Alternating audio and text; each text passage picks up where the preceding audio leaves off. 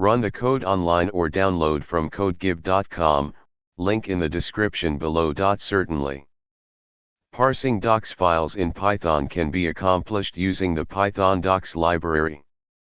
This library allows you to read, write, and manipulate Microsoft Word, .docx, files. Below is an informative tutorial with a code example to help you get started. You can install the library using pip. Now, let's create a Python script to parse a docx file. For this example, let's assume you have a docx file named sample.docx with some text content. Save the script and run it. Replace script_name.py with the actual name of your script.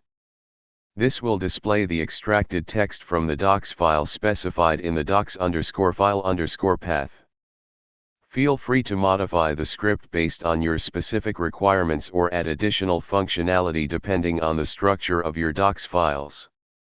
ChatGPT.